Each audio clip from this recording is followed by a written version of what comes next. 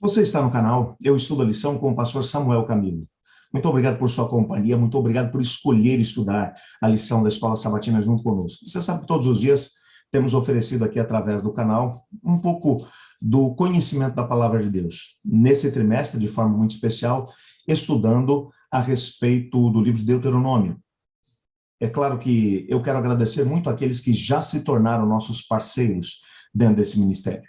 Porque o que oferecemos aqui nesse canal é um ministério de compartilhamento da palavra de Deus com algumas pessoas. Eu tenho ficado muito feliz, através das mensagens que tenho recebido todos os dias, ao perceber que algumas pessoas perceberam a importância de compartilhar os vídeos que a gente vai produzindo aqui todos os dias com os seus contatos. Isso tem se materializado através de pessoas que começaram também a seguir o estudo da lição da Escola Sabatina junto conosco. Muitos deles são membros da Igreja Adventista do Sétimo Dia e outros são simplesmente amigos, pessoas que gostam de estudar a Palavra de Deus. Portanto, eu quero te desafiar, se você ainda não faz parte desse ministério, compartilhando esses vídeos, fazendo com que outros possam ter o contato com ele, ore a Deus, peça a Ele para que lhe dê sabedoria e comece a compartilhar. O nosso papel é semear a palavra, mas é o Espírito de Deus que dá o crescimento da semente e ao mesmo tempo faz com que ela possa germinar, crescer e produzir fruto. Quem sabe através de você nós não teremos a oportunidade de ver algumas pessoas entregando-se a Cristo Jesus. Bem, hoje é sábado, dia 23 de outubro, e estamos introduzindo a lição de número 5 do nosso trimestre, cujo tema será os estrangeiros no meio de vocês.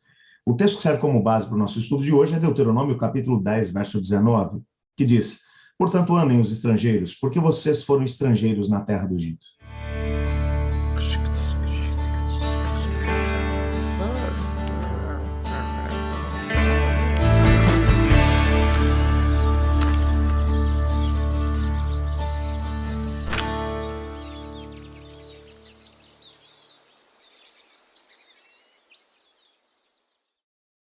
Na semana passada, bem como nesta, nós estudaremos um pouco sobre a importância do amor dentro da relação de aliança que o Senhor Deus ele pretende ter conosco. O livro de Deuteronômio é mestre ao falar a respeito desse assunto, dessa temática. É bem verdade, na semana passada, nós vimos que o próprio Cristo Jesus lançou mão de alguns princípios que haviam sido mencionados dentro do livro de Deuteronômio para mencionar a importância do amor no processo dessa aliança. O texto que eu estou mencionando está em Marcos, no capítulo 12, verso 29. Mas eu gostaria de avançar dentro dos versículos 30 e 31 para podermos entender esse tema, o tema do amor, dentro da relação de aliança que o Senhor Deus quer ter conosco. O texto diz assim: Jesus respondeu: o mandamento mais importante é esse: ouça, ó Israel, o Senhor nosso Deus é o único Senhor. Ame o Senhor seu Deus de todo o seu coração, de toda a sua alma, de toda a sua mente e de todas as suas forças. O segundo é igualmente importante: ame o seu próximo como a si mesmo. Nenhum outro mandamento é maior que esses. Quando você olha para esse texto, você percebe aqui duas dimensões de relacionamento baseado no amor que o Senhor Deus ele pretende que seja uma realidade na nossa vida.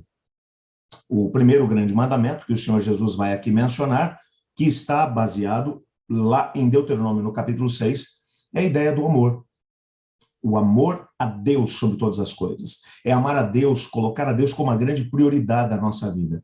Quando isso é uma realidade, quando a nossa aliança com Deus, ela está baseada, está embasada dentro do aspecto do amor, então nós não teremos dificuldade de poder entender o aspecto tanto da salvação em Cristo Jesus, que é baseada na graça mediante a fé, como ao mesmo tempo o tema do crescimento em Cristo. Quando nós compreendemos que uma vez que nos entregamos a Cristo Jesus, somos chamados também por Deus para um crescimento. Quando o pecado entrou dentro do nosso planeta, a imagem de Deus no ser humano começou a se desgastar. E a imagem do rebelde, do anjo rebelde, começou a se manifestar dentro do ser humano. Egoísmo, maldade, promiscuidade, imoralidade, violência, passaram a fazer parte do cotidiano da humanidade. É tanto que quando chegamos em Gênesis capítulo 6, nós percebemos que em poucos anos a humanidade havia se degradado tremendamente. Exatamente por isso que a Bíblia vai mencionar que o Senhor Deus, ele não apenas quer nos salvar do pecado, mas ele quer nos livrar do pecado. Sabemos que nunca conseguiremos aqui nessa terra alcançar a vitória total sobre o pecado, porque temos uma natureza pecaminosa. E isso fará com que nós acabemos tropeçando, caindo em diversos momentos, mas não viveremos no pecado, como aqueles que não temem a Deus e que decidem que deixarão que os seus sentimentos, que as suas emoções tomem as rédeas da sua vida e aquilo que eles tiverem vontade de fazer, farão. Aquele que tem uma relação de aliança com Deus não vive assim.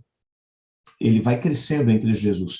Depois que ele passa pela experiência da salvação, pela graça mediante a fé, o Espírito de Deus passa a viver dentro do seu coração e então ele começa agora a ser transformado pelo Espírito de Deus. E os princípios da lei de Deus começam a ser aplicados na sua vida de dentro para fora. Na prática, o que acontece em relação a isso é que aquele que era um ladrão agora passa a deixar de roubar.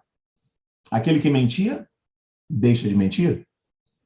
Aquele que vivia uma vida embasada na promiscuidade, em adultério, ele deixa de adulterar. Não pela sua força e pelo seu poder, mas por uma obra iniciada pelo Espírito de Deus na nossa vida. É exatamente por isso que Cristo Jesus vai dizer que aqueles que o amam mostrarão exatamente isso guardando seus mandamentos. Isso é um desdobramento dessa relação de amor que Deus espera que haja em relação a Ele. Dele, em relação a nós já sabemos. Ele provou o seu amor por nós. Tanto que João capítulo 3, verso 16 vai mencionar, porque Deus amou o mundo de tal maneira que deu o seu único filho, para que todo aquele que nele crê não pereça, mas tenha a vida eterna. Mas ele agora menciona que quando a graça de Deus alcança o nosso coração, somos chamados também a responder em amor. Mas esse processo, ele não para. Algumas pessoas querem mencionar que quando eu amo a Deus e entro numa relação de aliança com Ele, que isso é suficiente e por aí chega. Mas o texto que Jesus Cristo mencionou é um texto que vai mais além. Jesus vai dizer que existe um mandamento grandioso, que é ame a Deus sobre todas as coisas. Mas existe um segundo mandamento tão importante quanto o primeiro, que é ame o seu próximo como a si mesmo. Essa ideia de amor ao próximo é uma ideia que vem também como desdobramento desse amor para com Deus. Quando olhamos a ideia do amor na perspectiva bíblica, nós compreendemos que Deus, ele não tem amor, Deus é amor.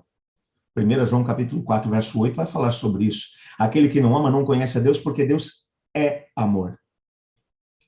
Quando entendemos essa dimensão, nós percebemos claramente que esse amor de Deus, ele nos constrange, ele nos motiva, ele nos incentiva a viver uma relação de amor para com ele, portanto, o amor que oferecemos a ele, ao vivermos essa relação de crescimento em Cristo Jesus, é apenas uma resposta ao amor que ele nos deu. Mas esse amor, ele também tem que ser demonstrado em atitudes para com o nosso próximo. João chegou até mesmo a dizer que aquele que diz que ama a Deus, mas não ama o seu próximo, que ele realmente está enganado. E ele não ama nem sequer a Deus. Porque como nós podemos dizer que amamos a Deus a quem não vemos se não conseguimos amar o nosso próximo a quem vemos? Quando o amor de Deus enche o nosso coração, nós vamos compreender uma dimensão tremenda de relacionamento entre as pessoas que estão à nossa volta. Todos somos irmãos e irmãs em Cristo Jesus. É claro que Adão e Eva pediram a sua emancipação no Jardim do Éden. Quando Adão resolveu comer do fruto do conhecimento do bem e do mal, decidiu que não queria mais ser filho de Deus. Mas através do gesto de Cristo Jesus e da aliança que Deus estabeleceu conosco, nós podemos decidir voltar a ser filhos. Então, quando olhamos para as pessoas que estão à nossa volta, não importa como elas vivam, todas são filhos de Deus. Mas alguns ainda não descobriram que precisam decidir voltar a ser filhos, na perspectiva de aceitar a filiação divina, para poderem experimentar os benefícios de ser filho de Deus. Porque todos nós nascemos em rebelião contra Deus. Todos já nascemos num contexto de rebelião. A decisão que o nosso pai Adão, nossa mãe Eva tomaram, de alguma maneira influenciaram o nosso status em relação a Deus. Claro, nada vai mudar o fato de que foi Deus quem nos criou e, portanto, somos criaturas dele e somos filhos de Deus. Mas Deus respeita o livre-arbítrio.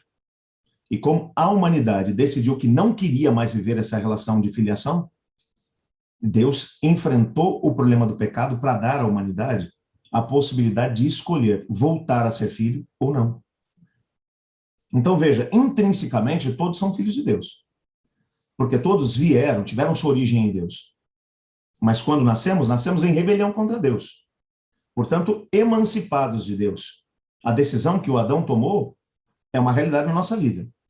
Em algum momento teremos que tomar a decisão se vamos nos manter com a mesma decisão que Adão tomou, ou seja, em rebelião contra Deus, emancipados em relação a Deus, sem qualquer tipo de participação nos benefícios e privilégios que um filho tem em relação ao seu pai, ou se nós vamos aceitar a filiação divina. Para aceitar a filiação divina, a Bíblia vai mencionar que devemos passar pela experiência do novo nascimento em Cristo Jesus. E então somos adotados, recebemos a adoção como filhos. Quando entendemos esse processo, nós olharemos para todas as pessoas entendendo, todos são filhos de Deus. Alguns sabem disso, outros não. Alguns sabem que estão em rebelião contra Deus, outros não. Qual é o nosso papel? Se já compreendemos isso, o nosso papel é conseguirmos alcançar aqueles que estão à nossa volta para que eles entendam a mesma realidade que entendemos, para poderem tomar uma decisão. Vou continuar vivendo em rebelião contra Deus? Ou vou fazer uma aliança com Deus, voltando a ser filho de Deus? É exatamente por isso que a Bíblia vai mencionar que apenas numa relação de amor nós gastaremos tempo com aqueles que estão em rebelião contra Deus. A rebelião nos torna insanos. Às vezes nós maltratamos aqueles que estão à nossa volta, percebemos que não queremos saber absolutamente de nada do que diz respeito aos assuntos espirituais na nossa vida, mas Deus não desiste de nós. Então, assim como Ele tem tido paciência conosco, somos chamados a ter paciência com os nossos irmãos e irmãs em Cristo, que ainda não experimentaram essa maravilha de serem filhos de Deus. Nessa semana, vamos tentar entender exatamente isso.